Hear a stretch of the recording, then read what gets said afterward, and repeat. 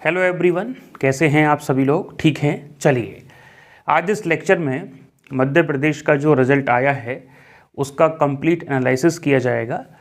आपके हर एक डाउट पे जो रिज़ल्ट से रिलेटेड है, जैसे कितना स्टूडेंट्स का सिलेक्शन हुआ, कितनी वैकेंसीज़ खाली रही, वेटिंग जो लिस्ट है वो कितने तक क्लियर हो सकती है, डॉक्यूमेंट वेरिफिकेशन जो है वो कब तक होगा या कब तक होने की उसकी संभावना है। तो इन सभी पॉइंट्स पे अपन धीरे धीरे चर्चा करेंगे। ये लेक्चर बेहतर तरीके से समझ में आए इसलिए हमने इसको 3 पार्ट्स में डिवाइड किया है। सबसे पहले हम चर्चा करेंगे इस लेक्चर में कि जो रिज़ल्ट रहा है वो किस तरीके से है, कितनी वैकेंसीज फिल हुई, कितनी वैकेंसीज थी, जिससे आपको आगे भी पूरा क्लियर रहे कि किस तरीके से यहाँ काम होता है। दूसरा, हम चर्चा करेंगे वेटिंग लिस्ट पे कि सर इसका क्या सोल्यूशन है, कौन कौन से ऐसे स्टूडेंट हैं जिनको वेट करना चाहिए, कौन कौन से ऐसे स्टूडेंट हैं जिनको नेक्स्ट जो डिसीजन है वो ले लेना चाहिए। इसके अलावा तीसरा जो पॉइंट है वो डॉक्यूमेंट वेरिफिकेशन का है, तो उस पर भी अपन लोग चर्चा करेंगे और भी बीच बीच में थोड़ी थोड़ी लर्निंग होती रहेगी। तो सबसे पहले जो खास पॉइंट है वो है आपका रिज़ल्ट। और रिज़ल्ट को समझने के लिए पूरा गणित ये समझना पड़ेगा कि टोटल वैकेंसीज जो मध्य प्रदेश में आई थी वर्ग 1 के लिए, स्पेशली हम बात कर रहे हैं फिजिक्स के लिए, वो आई थी 735।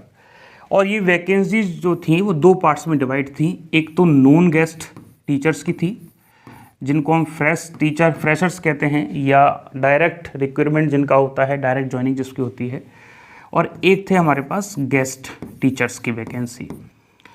यदि हम 735 को डिवाइड करें तो गेस्ट की वैकेंसी तकरीबन 153 के अराउंड थी, और ये जो वैकेंसी थी इनकी संख्या करीबन 182 के अराउंड थी, 582 के आसपास। ठीक है, ये जो वैकेंसीज थी वो 3 डिपार्टमेंट से आई थी। एक तो बैकलॉग वाली वैकेंसीज थी, एक शिक्षा विभाग की वैकेंसी थी, एक ट्राइबल एरिया की वैकेंसी थी, मतलब जो जनजाति डिपार्टमेंट है उसकी वैकेंसीज थी। तीनों को मिला के हम कैटेगरी वाइज डिवाइडेशन देखें तो हमको एकदम क्लियर हो जाएगा। हम एग्जैक्ट डेटा ले लेते हैं। तो हम बात करें 582 में से जो अनरिजर्व्ड कैटेगरी है UR, उसकी वैकेंसी थी 88। EWS की जो वैकेंसी थी वो थी 18। ठीक है, OBC की जो वैकेंसी मेंशन की गई थी वो थी 64। ये ध्यान से समझना। SC की वैकेंसी थी 179 या 180 के आसपास, और जो ST कैटेगरी की वैकेंसी थी वो थी 234, 234। सब मिला के शिक्षा विभाग, जनजाति विभाग और अपना बैकलॉग की sheet. Unreserved category completely fill हो चुकी है। वैसे तो नाम जो है 86 स्टूडेंट्स के आ रहे हैं, बाकी का फुल हो गई है, तो इसमें स्टूडेंट्स की वेटिंग लगी हुई है। लगना भी जाहिर है, जब सीट फुल हो जाएंगी तो वेटिंग ही लगेगी। EWS भी फुल हो चुकी है, इसमें भी स्टूडेंट्स की जो है वो वेटिंग शो हो रही है। ठीक है, 64 में से जो भी कोर्ट का 27% और 14% के बीच में आप आरक्षण अटका हुआ है, उसके बेस पे उन्होंने जितना वैकेंसीज को माना है वो फुल हो चुकी हैं, इसमें भी वेटिंग लगी है। ठीक है, यदि कुछ कोर्ट का रिजल्ट आता है तो उसकी चर्चा अपन लोग वेटिंग में करेंगे, मतलब वेटिंग वाले सेक्शन में करेंगे। अभी हम ये मान लेते हैं कि जब तक OBC का कोई खास रिजर्वेशन का रिजल्ट नहीं आ रहा है कोर्ट के द्वारा, तब तक ये सीटें फुल हैं, उसमें कोई वैकेंसी खाली नहीं है। यहाँ बहुत अच्छे से समझने वाली बात है, SC कैटेगरी में केवल 36 वैकेंसीज भरी गई हैं। और यहाँ तो बड़े आश्चर्य की बात है, ST कैटेगरी में केवल 4 स्टूडेंट सेलेक्ट हुए हैं। बाकी का देखा जाए तो 99% वैकेंसी जो हैं वो खाली हैं, फिल ही नहीं हो पाई हैं। ठीक है, यहाँ रेशो जो है वो तकरीबन 80% का है कि 80% यहाँ वैकेंसीज खाली हैं। और यदि हम गेस्ट टीचर्स की बात करें तो 153 में से केवल और केवल 63 स्टूडेंट ही सेलेक्ट हो पाए हैं, तो तकरीबन 60% वैकेंसी यहाँ खाली हैं। वैकेंसी 100% कहाँ भरी हुई है? केवल इन 3 पोर्शंस में, मतलब अनरिजर्व्ड कैटेगरी में जिसमें गर्ल्स बॉयज शामिल हैं, EWS OBC, यहाँ वैकेंसीज 100% फुल हैं, मतलब फिल हैं। और बाकी के जो हैं वो 80%, 99% और 60% वैकेंसीज खाली हैं। अब आप सोचो कि 234 में से 230 वैकेंसी तो खाली रह गई, जिसमें एसटी के स्टूडेंट्स मिनिमम जो मार्क्स का क्राइटेरिया है उसको कंप्लीट ही नहीं कर पाए, जबकि क्राइटेरिया बहुत ज़्यादा नहीं था।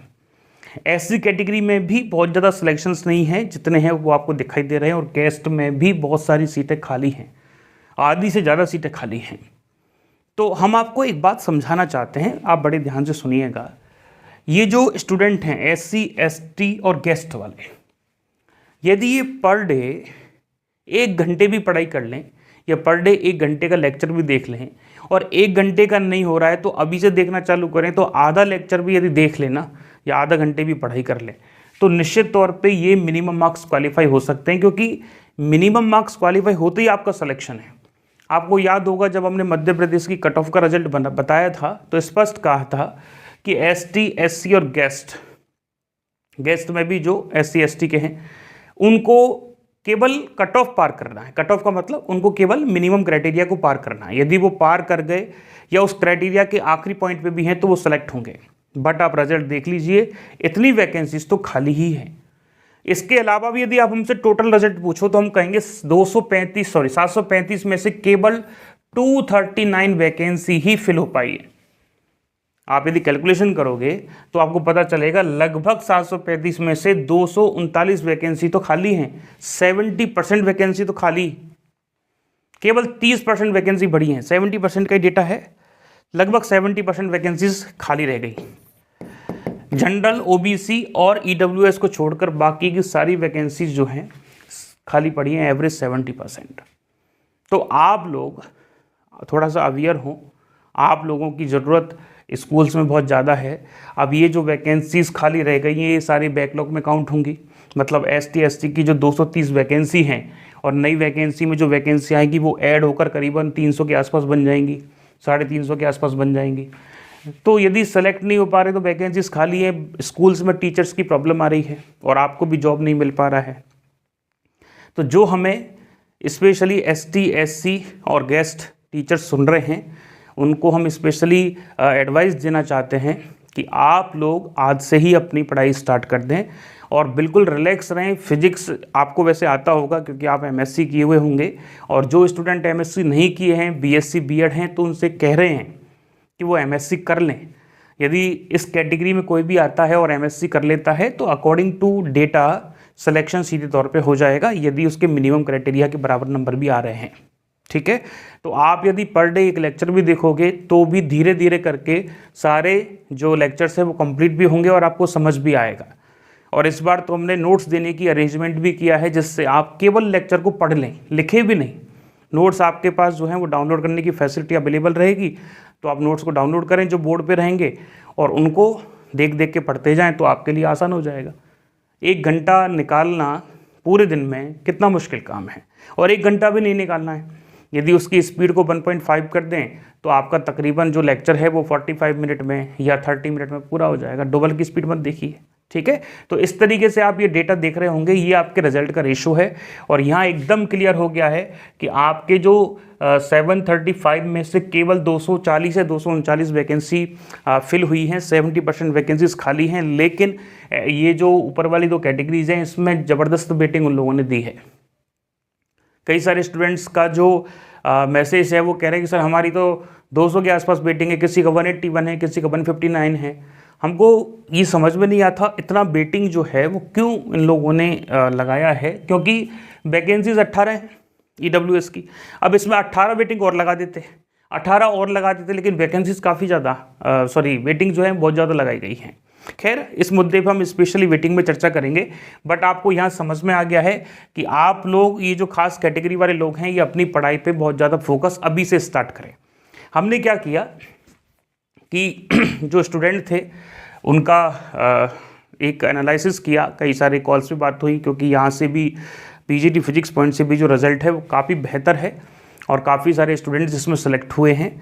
स्पेशली हम बात करें जो स्टूडेंट सेलेक्ट हुए हैं वो कई सारे स्टूडेंट से बातचीत हुई, बड़े मेहनती स्टूडेंट हैं। अभी हम उनकी खास पॉइंट पे चर्चा करेंगे, उनकी आपसे बातचीत भी करवाएंगे। तो बात करने के बाद दो चीज़ें पता लगी, जो सेलेक्ट हुए और जो सेलेक्ट नहीं हुए उन दोनों में डिफरेंस किस बेस पे आया जो आपको आगे काम आएगा। पहला वो ये कह रहे थे कि सर वैकेंसी जब स्टार्ट होती है ना, जब उसका एडवर्टाइजमेंट आता है ना, उस दिन से अपन लोग पढ़ाई स्टार्ट करते हैं। तो आपके पास टाइम कितना होता है इस समय? 60 डेज, 2 महीने, 2.5 महीने, 3 महीने, और 2-2.5 महीने 3 महीने में एग्जाम पेपर हो जाता है। फिर कंटेंट को पढ़ना, उसको रिवाइज करना, उसको याद करना बड़ा ही मुश्किल काम होगा, टेस्ट आप दे नहीं पाते हो। तो ये मेन प्रॉब्लम है सिलेक्शन ना होने की कई सारे स्टूडेंट्स के साथ।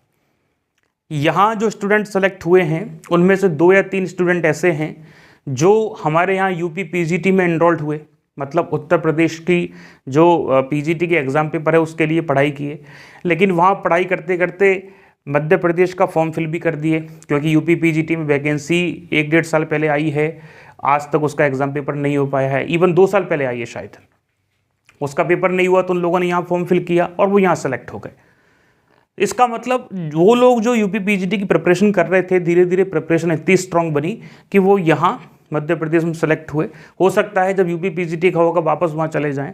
इस तरीके से एक स्टूडेंट है जो पिछली बार 2018 की वैकेंसी में रहा और उसने आई थिंक 2022 में या मतलब अगस्त 22 में कोर्स परचेज कर लिया था कि सर हमें तो करना है तैयारी, और वो अभी सेलेक्ट हो गए।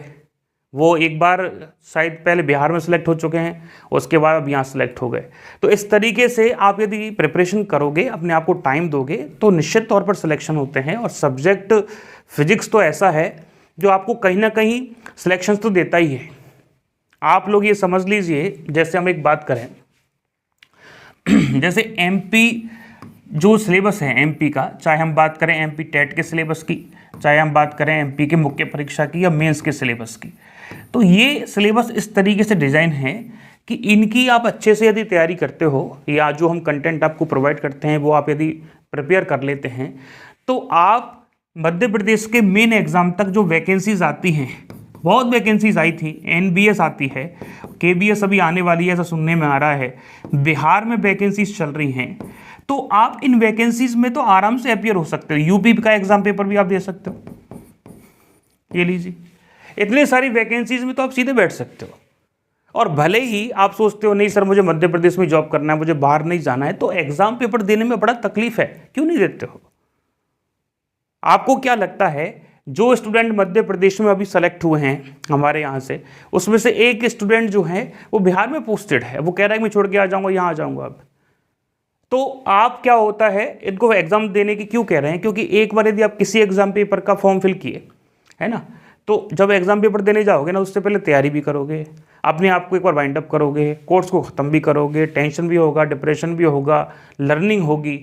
तो यदि एग्ज़ाम क्वालिफाई नहीं हो पाए तो प्रॉब्लम समझ में आ जाएगी क्यों नहीं हुआ, और यदि एग्जाम पेपर क्वालिफाई हो गया तो कॉन्फिडेंस आ जाएगा। अब चाहे आप जॉब करने जाओ मत जाओ वो अलग इशू है, लेकिन ये तो पता चल जाएगा कि अपन सेलेक्ट हो पा रहे हैं।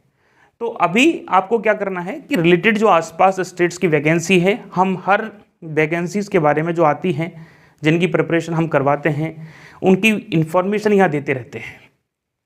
स्टेट्स की वैकेंसी की इन्फॉर्मेशन देते हैं आपको, जैसे अभी कुछ दिन पहले हरियाणा में आई थी, और जो सेंट्रल लेवल की वैकेंसीज हैं उनकी भी इन्फॉर्मेशन यहाँ देते रहते हैं। तो आप सब लोग इस तरीके के एग्जाम पेपर जो आ रहे हैं उनकी तैयारी इसलिए करें क्योंकि आपकी मेंस की तैयारी और टेट की तैयारी अपने आप हो रही है, ठीक है। तो आप लोग यदि इसकी प्रिपरेशन आज से ही स्टार्ट करते हैं, अभी से स्टार्ट करते हैं, तो बाकी के एग्जाम की भी धीरे धीरे प्रिपरेशन होती रहती है। तो मध्य प्रदेश में तो सिलेक्शन हो ही जाएगा, लेकिन उससे पहले ये सभी एग्जाम आ गए तो उसमें भी आपको थोड़ा अच्छा फील होगा या आप क्वालिफाई कर पाएंगे। दूसरी जो वजह है सिलेक्शन ना होने की, वो ये है कि कई सारे हमारे इंस्टीट्यूट में ऐसे स्टूडेंट थे जो गेस्ट के तौर पे कहीं पढ़ाते थे, फिर वो चाहे प्राइवेट सेक्टर हो या गवर्नमेंट सेक्टर हो। तो उनको ये लगता था कि सर हमको तो 11th-12th हम पढ़ाते हैं तो हमको तो आता है, तो हमें तो ज़्यादा तकलीफ आएगी नहीं, हम तो आसानी से क्वालिफाई कर लेंगे। लेकिन रिज़ल्ट ऐसा उनके अकॉर्डिंग नहीं आया, क्योंकि किसी भी स्टूडेंट्स को पढ़ाने के लिए पढ़ना और कॉम्पिटिटिव एग्ज़ाम को क्वालिफाई करने के लिए पढ़ने में डिफरेंस होता है। और ये बात हम आपको कई बार समझा चुके हैं। जब हम किसी स्टूडेंट्स को पढ़ाने के लिए प्रयास करते हैं तो हमारा जो मेन फोकस है वो डेरिवेशन करवाने, उस डेरिवेशन को बेहतर तरीके से समझाने और विद एग्जाम्पल से उस कॉन्सेप्ट को क्लियर करने में होता है। हमारा ध्यान कहीं भी न्यूमेरिकल करने, उसके राष्ट्र बजट को ध्यान रखने, उसकी डिपेंडेंसी को क्रिएट करवाने में नहीं होता, जबकि कॉम्पिटिटिव एग्जाम की डिमांड कुछ और है। तो बेहतर ये रहेगा कि आप यदि किसी भी स्कूल्स में पढ़ाते हैं, क्योंकि हम जानते हैं आपकी जो उम्र है उस पर रेस्पॉन्सिबिलिटी भी बहुत ज़्यादा है, तो आप लोग उस काम को करते करते भी कॉम्पिटिटिव एग्जाम की तैयारी के लिए जो फिजिक्स पढ़ी जाती है उसको भी पढ़ना स्टार्ट करें, जिससे आप रिलेट कर पाएँ कि क्वेश्चंस किस तरीके के पूछे जा रहे हैं।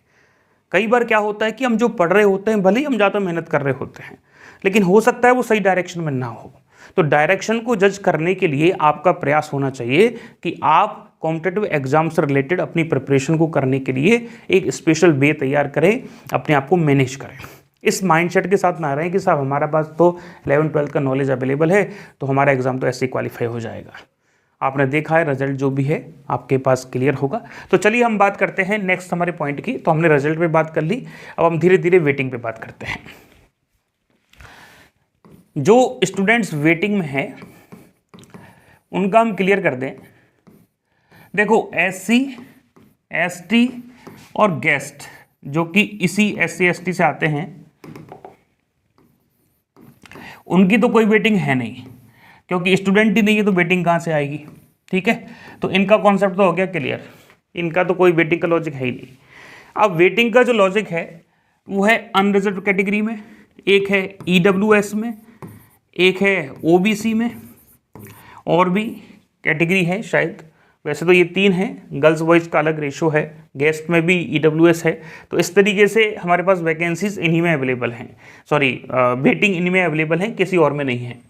हमने देखा है कि इन तीनों में जो वेटिंग है वो करीबन 150 से ऊपर हैं। 150 तो हमने मिनिमम ले लिया है, बहुत ज़्यादा वेटिंग लगाई गई है।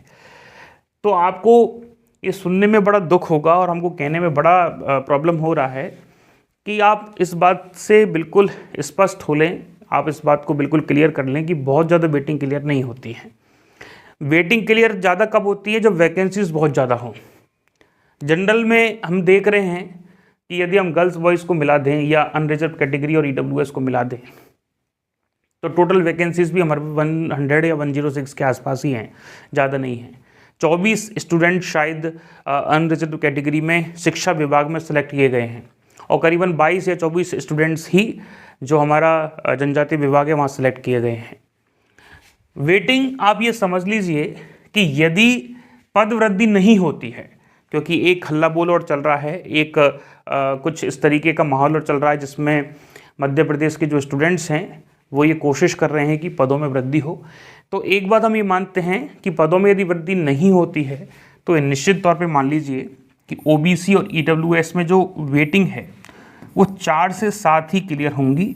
हो सकता है कि कोई रेयरेस्ट केस हो तो आगे बढ़ेगा, लेकिन इससे ज़्यादा वैकेंसी संभव नहीं है। 4 से 7 भी हमने कह दिया है, आप चाहो तो इसको 3 से 7 ही मानो,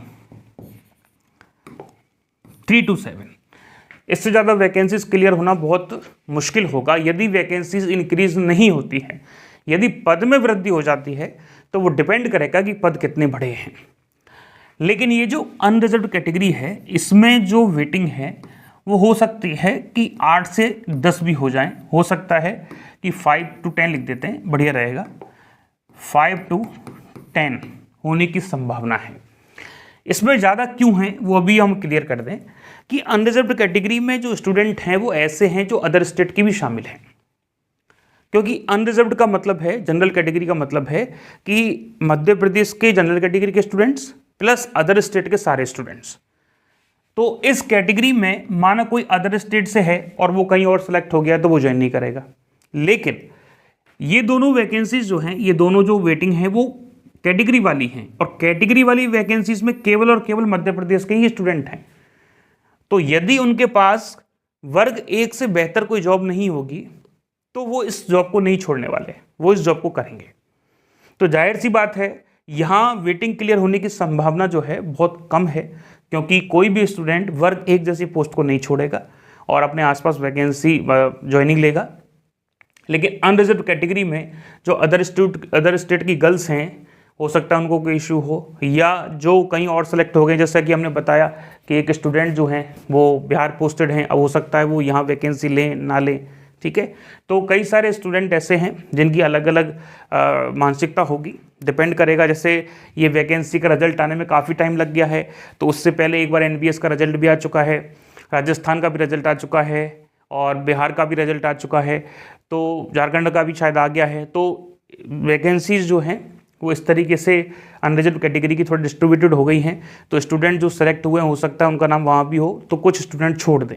बाकी का आप ज़्यादा इस भरोसे में नहीं रहिए कि साहब हमारी तो यदि 51 वेटिंग है, 52 वेटिंग है, 60 वेटिंग है तो क्लियर हो जाएगी। बहुत मुश्किल काम है और हमको नहीं लगता है कि इतनी वेटिंग क्लियर होनी चाहिए। हमने पहले ही कहा है कि हमको भी बहुत बुरा लग रहा है, हम ये बात आपको बता रहे हैं। एक प्रॉब्लम ये भी देखी गई थी, एक स्टूडेंट का कॉल आया था कि सर जो नंबर है हमारे वो 70.6 के आसपास हैं, तो कई सारे स्टूडेंट का इस नंबर पे सिलेक्शन हो गया, हमारा इस नंबर पे सिलेक्शन नहीं हुआ है ना, ऐसा भी कुछ देखने को आया। तो बड़ा सिंपल सा कॉन्सेप्ट है कि इस नंबर पे 71.6 या 71.5 जो भी नंबर है उस पर संख्या जो है वो स्टूडेंट्स की 10 से 12 पहुंच गई। अब वो किस बेस पे जो स्टूडेंट को सिलेक्शन दे, सबके नंबर सेम है, तो उन्होंने फिर उम्र के आधार पे दिया है। तो जिन लोगों की उम्र ज़्यादा है उनको पहले मौका मिला है, जिनकी उम्र थोड़ी कम है तो उनको बाद में मौका मिला है। तो इस वजह से ये इशू क्रिएट हुआ है, ठीक है। तो आपको ये बात समझ में आ गई है, वेटिंग के लिए हम बिल्कुल क्लियर कर दिया है। लेकिन ये निश्चित समझिए कि टोटल वैकेंसी जैसा कि हमने कहा 735 थी, इसमें से 239 ही भर पाई, तो 70% वेटिंग खाली हैं। तो इनका जो मेन एजेंडा था कि स्कूल में टीचर्स को भेजना, वो तो क्लियर हो ही नहीं पा रहा है, क्योंकि 70% तो स्कूल अभी भी खाली रहेंगे। तो हो सकता है कि न्यू वैकेंसीज बहुत जल्दी आ जाएँ। तो हम आपको पर्सनली एडवाइस ये देना चाहते हैं कि जिन स्टूडेंट्स का वेटिंग जो है वो 10 से ऊपर है या 8 से ऊपर है, वो अपना कोई ख़ास डिसीजन ले ले, वो अपनी पढ़ाई को स्टार्ट कर दें। क्योंकि आपको बुरा ज़रूर लगेगा। एक स्टूडेंट हैं, आई थिंक उनका नाम सोनल है या सोनिया है, ऐसा कुछ नाम है, वो बहुत पहले से प्रिपरेशन स्टार्ट की, वो फैमिली वाली गर्ल्स हैं और उनके बेबी हैं शायद, तो उस स्ट्रगल में भी वो पढ़ रही हैं, मेहनत कर रही हैं। और हमने उनसे बात किया तो वो उन्होंने स्टार्ट किया, उन्होंने कह दिया कि सर मैंने तो तैयारी भी स्टार्ट कर दी वापस। अब सोचो ऐसे स्टूडेंट जो अभी से तैयारी स्टार्ट कर रहे हैं उनको रोक नहीं पाएगा, और शायद वो इस बार 1 या 2 नंबर से कुछ वेटिंग उनका लगा हुआ है। तो उम्मीद है क्लियर हो जाए। अब उनका आप देखिए स्पिरिट कैसा है पढ़ाई के प्रति। वो कह रही है कि सर अब वेटिंग ठीक है, क्लियर हो जाएगा तो ठीक है, नहीं तो पढ़ाई जो फिजिक्स हम पढ़ रहे हैं वो तो वेस्ट होनी ही नहीं है, वो तो हमको प्राइवेट सेक्टर में मजबूत करेगी, वो हमारी स्किल्स को बिल्डअप करेगी। तो जाहिर सी बात है यदि आप फिजिक्स पढ़ लेते हैं तो फिजिक्स पढ़ने के बाद सिलेक्शन हो जाता है तो बहुत अच्छी बातें हो ही रहे हैं लोगों के, यहाँ नहीं तो कहीं और होगा, सिलेक्शन तो होते हैं।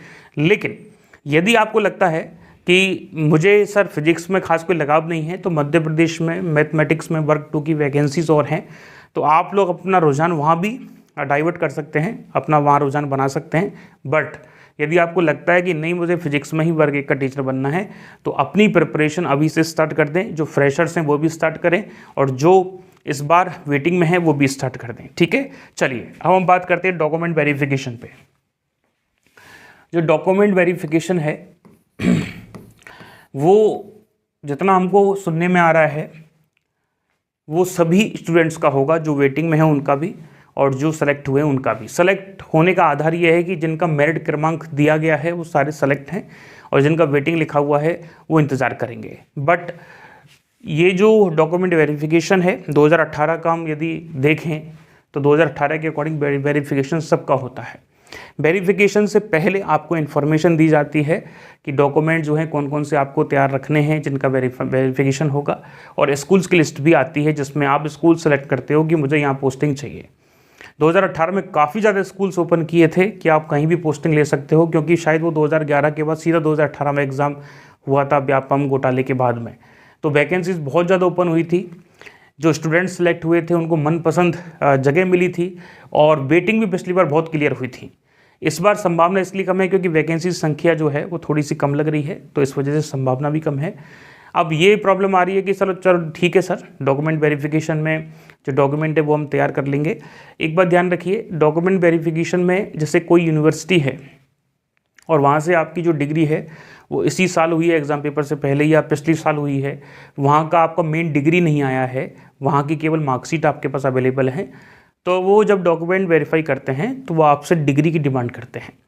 तो या तो आप अपने यूनिवर्सिटी कॉलेज जाके वो वो डिग्री ले आइए। यदि वो डिग्री नहीं दे रहे हैं तो आप प्रोविजनल सर्टिफिकेट लेके आइए जिसमें मेंशन होता है कि ये डिग्री यहाँ से कंप्लीट की गई है बट वो अभी आई नहीं है, तो प्रोविजनल सर्टिफिकेट भी आपके लिए ज़रूरी होगा।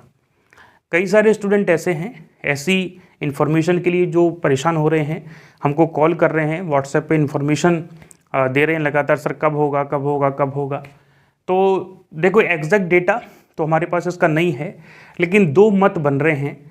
यदि हम पटवारी की वैकेंसीज़ को ऑब्जर्व करें, अभी जो डॉक्यूमेंट वेरिफिकेशन उनका चल रहा है या उनका जो भी प्रोसेस चल रहा है उनको देखें तो उसमें जल्दबाजी बड़ी की जा रही है।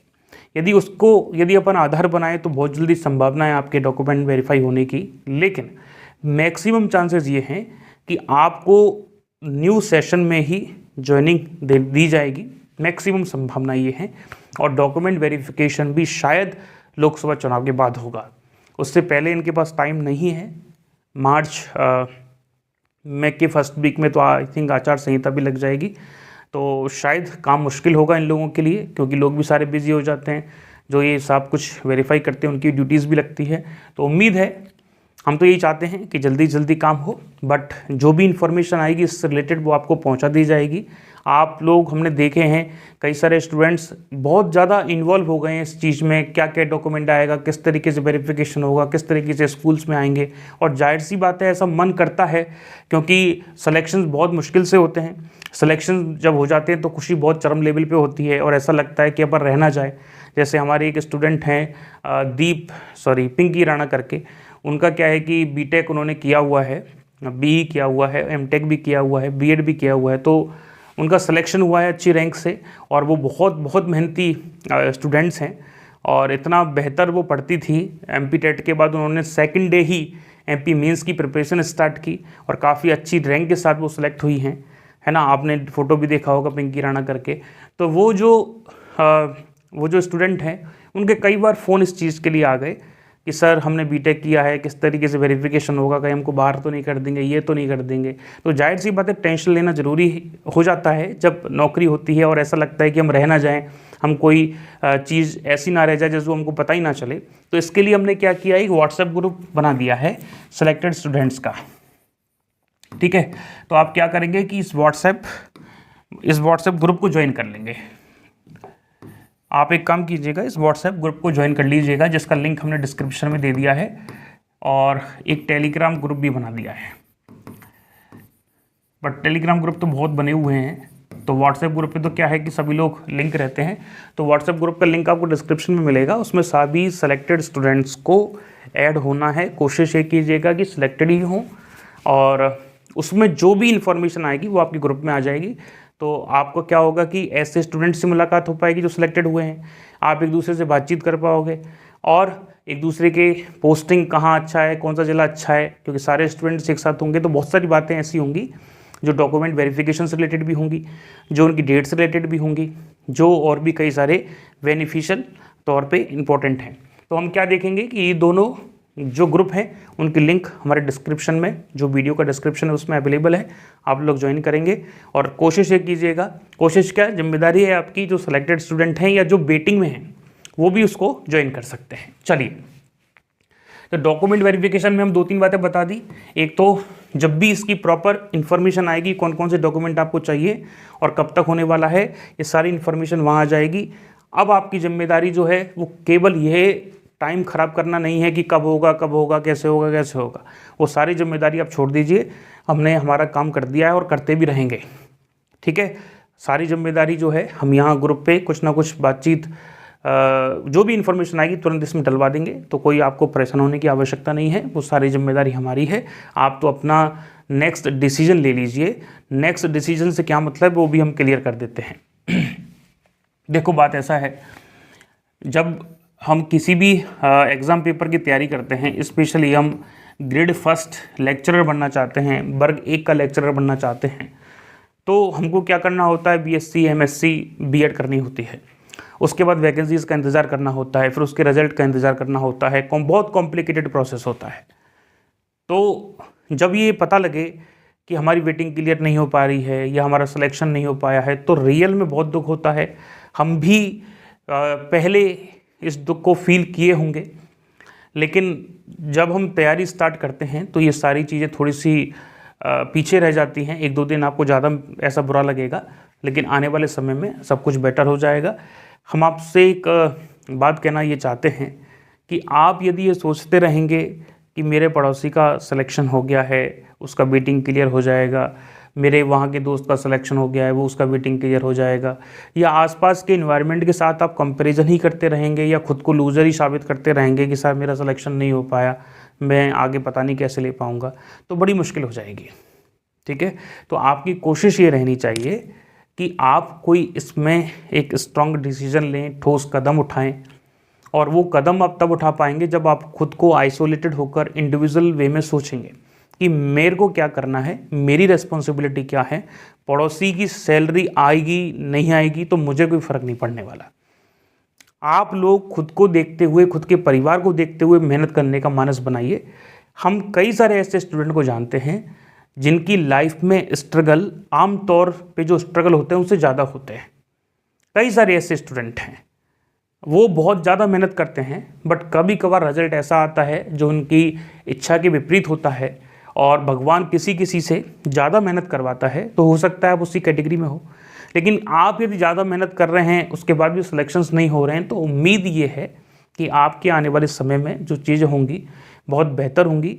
हालांकि जो हम बता रहे हैं ये नॉलेज आपके पास पहले से ही है, बट इम्पॉर्टेंट ये है कि आप केवल टेंशन में अपनी लाइफ को, अपने टाइम को ख़राब ना करें।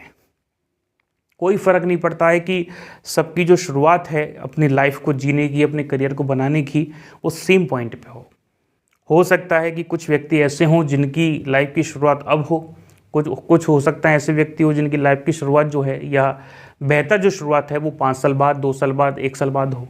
तो सबका अलग अलग टाइमलाइन है। कोई आप जानते होंगे, हम एक एग्जांपल हमेशा क्लासेस में दिए हैं, आपने लेक्चर देखते वक्त देखा होगा कि जैसे बराक ओबामा साहब थे अमेरिका के राष्ट्रपति, फॉर्मर प्रेसिडेंट, उनकी शायद 55 के अराउंड तो वो रिटायर हो गए थे, 55 साल की उम्र में वो रिटायर हो गए थे।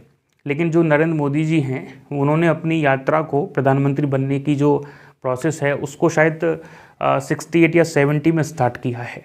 तो सोचो, अब यदि उस समय मोदी जी या मोदी जी जैसे कोई सारे लोग ये सोचते हैं कि यार बराक ओबामा साहब तो 49 साल या 48 साल की उम्र में राष्ट्रपति बन गए, 55 की में रिटायर हो गए, अपन तो बन ही नहीं पा रहे हैं। तो सबका टाइमलाइन अलग अलग है। आप लोग, कई सारे लोग जल्दी सेलेक्ट होंगे, कई सारे लोगों की लाइफ में स्ट्रगल ज़्यादा होगा क्योंकि रिस्पॉन्सिबिलिटी भी उनको संभालना है, स्कूल्स भी संभालना है, घर पे भी जो जिम्मेदारी है उनका भी निर्वहन करना है। तो आपके पास जिम्मेदारी नो डाउट बहुत हैं। हमारी आपके लिए जो भी हम कर सकते हैं, जो भी हमारी आपको आवश्यकता है, आप हमको बताइएगा। मध्य प्रदेश MP टेट के लिए जो बैच है और मेंस के लिए जो बैच हैं वो कल अनाउंस किए जाएंगे, जिससे आप अपनी तैयारी को स्टार्ट कर पाएँ। और उन बैच में हम कोशिश यही रख रहे हैं, और वैसे भी हमने हमेशा की है, कि आपको बिल्कुल बेसिक से, जीरो से पढ़ाया जाए, जिससे कोई भी किसी भी लेवल का स्टूडेंट हो उसको सभी कॉन्सेप्ट समझ में आए, वो अपने आप की फिजिक्स को अच्छा बना सके, जिससे कभी कोई ऐसा इंसिडेंट हो कि सिलेक्शन नहीं हो पा रहा है तो कम से कम प्राइवेट सेक्टर में उसको मजबूती मिले। तो आप हमारी बेस्ट विशेज़ आपके साथ हैं। जो स्टूडेंट सेलेक्ट हुए हैं वो अच्छी बात है और उनको बहुत बहुत बधाई और स्पेशल कॉन्ग्रेचुलेशन जो हमारे यहाँ से सेलेक्ट हुए हैं। हम कोशिश करेंगे, हमने कहा है, वैसे कई सारे स्टूडेंट तो तैयार भी हो गए हैं कि आपसे बातचीत करें, अपनी जर्नी को शेयर करें, आपसे सिलेक्शन कैसे हो सकता है, कैसे नहीं हो सकता है, इस मुद्दे पे चर्चा करें। तो उम्मीद है जल्दी आपसे उनकी मुलाकात होगी। और एक सचिन हैं, शायद हमारे स्टूडेंट हैं, वो बहुत बेहतर कर रहे हैं और उम्मीद है उनसे भी आपकी बातचीत करवाएंगे। सुनील हैं, उनसे आपकी बातचीत करवाएंगे। तो चलिए फिर आपसे मुलाकात होगी और आप अपनी तैयारी करते रहिए। हमारे व्हाट्सएप ग्रुप और टेलीग्राम ग्रुप का जो लिंक है वो डिस्क्रिप्शन में अवेलेबल है, उसको आप ज्वाइन कर लीजिएगा। Thank you so much.